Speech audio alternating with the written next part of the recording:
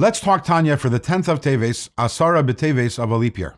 In yesterday's Tanya, we talked about Gimel Klippas HaTameis, the lower level of Klippa, and how when a person engages with that level of Klippa, in other words, a person does a sin, so the only way to rectify it is by doing a high level of tshuva called tshuva me'ava, a tshuva of love.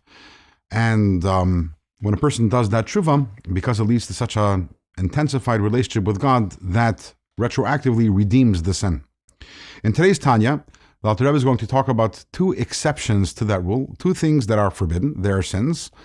But one of them is a little easier to redeem, and one of them is impossible to redeem.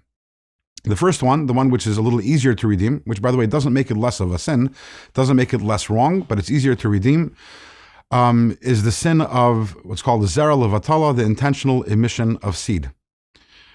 For reasons that are beyond the scope of this lesson, it has to do with Kabbalistic reasons of the way that Klippa is conceived, even though, again, that is not allowed.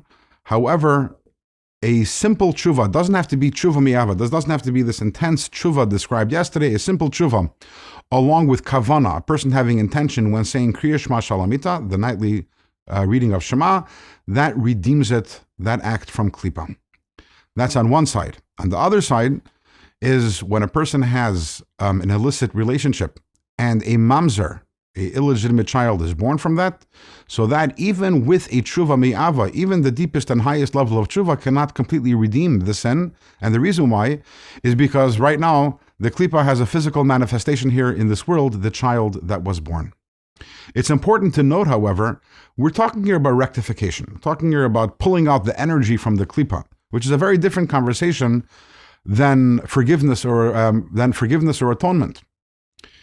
There is no sin for which a person will not be forgiven if the person does tshuva. Doesn't make a difference what that sin is, including a person who has given birth to an illegitimate child. However, sometimes you can be granted forgiveness. You're considered a tzaddik. You're going to go straight to Gan Eden, but at the same time, you weren't able to fully, clean up the milk that was spilled. Usually, when we're doing a sin, it's not only that we're trying to attain forgiveness, we're actually trying to fix the mess that we created, and that is possible 99.9% of the time. However, there's this one exception where over there you can be granted forgiveness, but to fully rectify the sin is simply physically impossible because the child is over there. So there's a larger idea that emerges from here, understanding what tshuva is. And tshuva is not only about attaining forgiveness, but actually through tshuva, we're able to go back in time and fix the damage that we have done.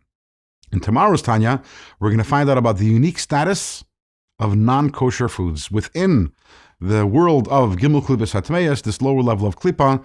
For reasons we will find out, non-kosher foods has a special status, and we'll talk about that tomorrow.